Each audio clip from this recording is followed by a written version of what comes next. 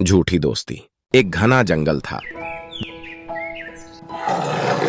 जंगल में तरह तरह के जानवर रहते थे। उन जानवरों में से भालू और बंदर दोनों बहुत अच्छे दोस्त थे। भालू को बंदर पसंद नहीं था और बंदर को भालू, लेकिन फिर भी दोनों आपस में अच्छे दोस्तों की तरह पेश आते थे। एक दिन भालू बंदर से कहता है, दोस्त, क्या तुम आज स्नान करने तालाब पर नहीं गए? बंदर ने जवाब दिया, नहीं दोस्त। भालू ने पूछा, क्या हुआ? बंदर बोला, कुछ नहीं दोस्त। भालू ने कहा, उस तालाब के पास एक केले का पेड़ है जिस पर बहुत अच्छे केले लगे हैं। तुम्हें केले बहुत पसंद है ना, तो तुम तालाब के पास जाकर देखो, वहां बहुत अच्छे केले हैं। यह सुनकर बंदर भागा भागा तालाब के पास जाता है, लेकिन उसे कोई भी केले का पेड़ नहीं दिखता। तब बंदर मन ही मन सोचता है, इस भालू ने मुझे झूठ बोला। उसने मुझे जानबूझकर बेवकूफ बनाया और मेरा वक्त बर्बाद किया। उसे सबक सिखाना पड़ेगा। यह सोचकर बंदर वापस अपनी जगह पर लौट आता है। बंदर को भालू पर बहुत गुस्सा था, फिर भी उसने नकली मुस्कान के साथ भालू से पूछा, दोस्त, मैं तालाब के पास गया था, लेकिन वहां कोई भी केले का पेड़ नहीं था। तुमने मुझसे झूठ क्यों कहा? भालू ने जवाब दिया, अरे यार, मैं तुम्हें बताना ही भूल गया। कल रात मुझे एक सपना आया था जिसमें मैंने देखा था कि तालाब के किनारे केले का पेड़ था। यह बात मैंने तुम्हें नहीं बताई, माफ करना। भालू मन में सोचता है, हे, ये तो एकदम लालची बंदर है। मैंने जानबूझकर झूठ कहा था। हाँ। एक दिन भालू और बंदर भोजन की तलाश में घूम रहे थे। बहुत दूर चलने के बाद भालू थक जाता है और बंदर से कहता है, दोस्त, मैं तो बहुत थक गया हूं और मुझे बहुत भूख भी लग रही है। अब मैं आगे नहीं चल सकता। भालू की बात सुनकर बंदर मन ही मन सोचता है, यह भालू तो थोड़ी दूर भी नहीं चल सकता और ऊपर से कह रहा है कि मैं थक गया हूँ। इसका आकार देखो, कितना बड़ा है। इसकी भूख तो कभी मिटेगी ही नहीं।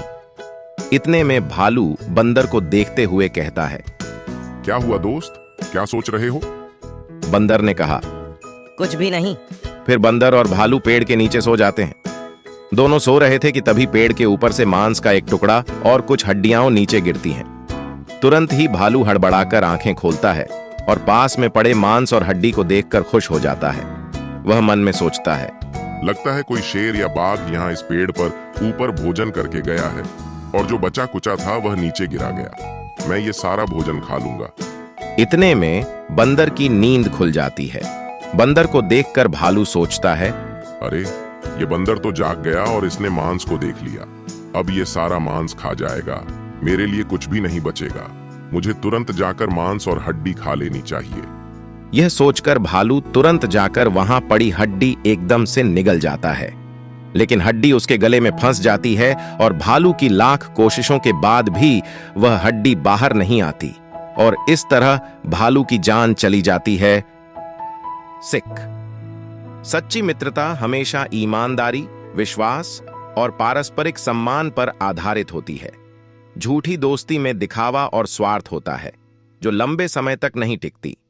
जो लोग दूसरों का उपयोग अपने फायदे के लिए करते हैं, वे अंततः अकेले रह जाते हैं।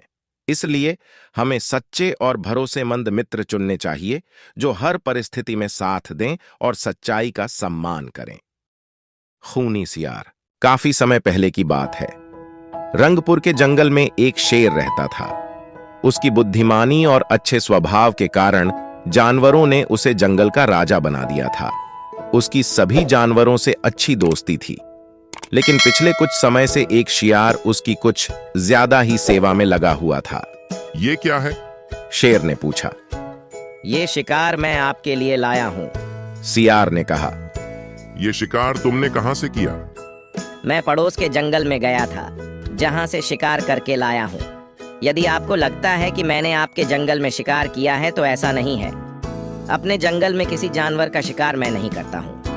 ओह, ये तो अच्छी बात है, लेकिन मैं मरा हुआ शिकार नहीं खाता हूँ। मैंने अभी इसका शिकार किया है। इसका मांस बिल्कुल ताजा है। आजकल तुम मेरी बहुत सेवा और खातिरदारी कर रहे हो, क्यों?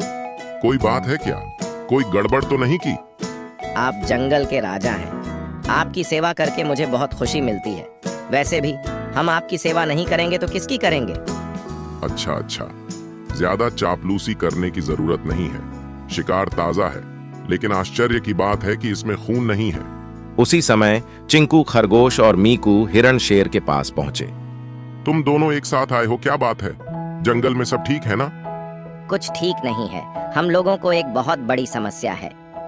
जंगल में ऐसा क्या हो गया? पिछले कुछ समय से जंगल में हमारे साथी गायब हो रहे हैं। ये तुम क्या कह रहे हो?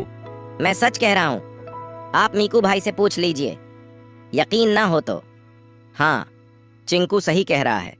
मेरा एक जिगरी दोस्त था, वो भी अचानक से कुछ दिनों से गायब है। ठीक है, मैं इसका कोई उपाय करता हूँ। शेर शिकार करने के लिए निकलने ही वाला था कि उसके पास सियार आ गया। राजा जी, ये लीजिए, मैं आपके लिए हिरण का शिकार करके लाया हूँ। बहुत अच्छा। देखो, मैं तुम्हारे बारे में ही सोच रहा था। क्या हो गया? जंगल में बहुत सारे जानवर गायब हो रहे हैं।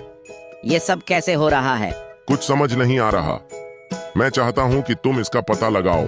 इस काम के लिए मैं तुम्हें मंत्री बना देता हूँ। आपका बहुत बहुत शुक्रिया। आपने मुझे इस लायक समझा। मंत्री बनाए जाने पर सियार बहुत खुश होता है। हे, आज मैं बहुत खुश हूँ। राजा को मुझ पर जरा भी शक नहीं हुआ, तभी तो उसने मुझे जंगल का मंत्री बना दिया। मजा आ गया। अब तो मैं किसी भी जानवर का शिकार कर सकता हूँ। अब मेरे खिलाफ बोलने की किसी की हिम्मत नहीं होगी। दूसरी ओर सियार को मंत्री बनाए जाने से जानवरों में रोष था। मीकू और चिंकू दोनों आपस में बात करते हैं। राजा ने सियार को मंत्री बना दिया है। मुझे तो उस पर ही शक है। वो निर्दोष होने का नाटक कर रहा है। तुम ऐसा कैसे कह सकते हो? मैंने कई बार रात के समय उसके चेहरे पर खून का निशान देखा है और वो बहुत खतरनाक ढंग से मुझे देख रहा था। ओह, ऐसी बात है? हाँ, लेकिन मैंने डर से कुछ नहीं बोला। चिंकू आज फिर से परेशान है क्योंकि उसका एक और दोस्त गायब हो गया है। चिंकू अपने दोस्त मीकू से बात करता है। अब हमें ही कुछ करना पड़ेगा। क्या हुआ चिंकू? मेरा एक और दोस्त गायब हो गया है।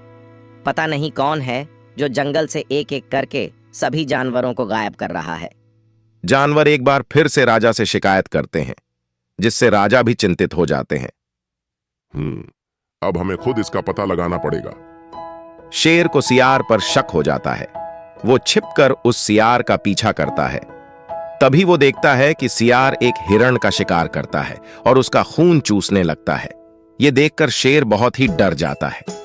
ये सियार नहीं है, सियार के भेष में कोई और है। मुझे इसके बारे में पता लगाना होगा। शेर अपने दोस्त बंदर से सियार के बारे में बात करता है। बंदर भाई, मैं तुमसे कुछ बात करने आया हूँ। अरे भाई, मुझे बुला लेते। मैं तो आपका छोटा भाई हूँ। नहीं नहीं, कोई जरूरी बात करनी है। क्या हो गया? शेर बंदर को सियार के बारे में थोड़ी कहानी बताता है। फिर तो ये कोई भूत है जो सियार के शरीर में प्रवेश कर गया है। ओह, तो अब क्या करें? मेरे पास एक उपाय है।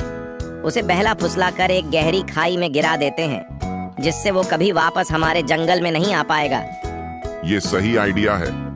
बंदर सियार को बहला फुसलाकर एक खाई के किनारे ले जाता है और उसे पीछे से धक्का दे देता है। बचाओ बचाओ, मर गया रे मर गया। बड़ी मुसीबत से पीछा छूट गया। जब बंदर वापस लौटने लगता है तो खाई से भूत के हंसने की आवाज आती है। तुम क्या सोचते हो, मैं मर गया? नहीं, यदि तुम ये सोचते हो कि तुमने मुझे मार दिया तो ऐसा नहीं है। मैं मर नहीं सकता हूँ। हा हा हा।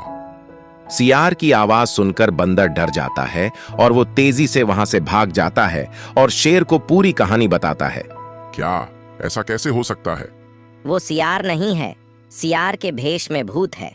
वो खाई में गिरने के बाद भी उससे बाहर निकल आया। ओह, ये तो बहुत गंभीर मामला है। अब हम क्या करेंगे? मुझे कुछ सोचने दीजिए। हाँ, मेरे पास एक उपाय है। अच्छा, क्या उपाय है? बचपन में मेरे चाचा कहते थे कि गंगा जल से भूत से मुक्ति मिल जाती है। ओह, यदि ऐसा है तो हम ये उपाय तो कर ही सकते हैं। वो कैसे? बस तुम किसी तरह से गंगा नदी से जल लेकर आओ, बाकी काम मैं करूंगा। ठीक है, मैं अभी जाता हूँ और गंगा जल लेकर आता हूँ। शेर भाई, मैं गंगा जल लेकर आ गया। शाबाश, बहुत अच्छा। देखो, कुछ देर में यहाँ सियार आने वाला है, इसलिए तुम छिप कर रहो। जब मैं कहूंगा तो तुम बाहर आ जाना।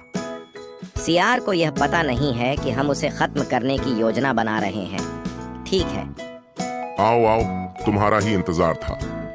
क्या बात है, आप मेरा आज इंतजार कर रहे हैं? बस तुम्हारे बारे में कुछ योजना बनाई है। सियार जैसे ही शेर के पास आता है, शेर उस पर हमला करके उसकी गर्दन पकड़ लेता है और फिर वो बंदर को पुकारता है। दोस्त जल्दी से आओ। बंदर शेर के पास गंगा जल लेकर आता है। अब तुम जल्दी से इसे जल पिलाओ। तभी सियार उसके चंगुल से निकलने की कोशिश करता है। देखो, भागने की कोशिश मत करो, वरना मैं तुम्हें यहीं खत्म कर दूंगा। अभी पीता हूँ, अभी पीता हूँ। सियार गंगा जल पी लेता है। तभी उसके शरीर से रोशनी निकलती है बचाओ, बचाओ, बचाओ। और इस तरह भूत की आत्मा को मुक्ति मिल जाती है और जंगल में फिर से सभी जानवर खुशी खुशी रहने लगते हैं। सीख, मुसीबत के समय में कभी भी घबराना नहीं चाहिए, बल्कि बुद्धि से काम लेना चाहिए।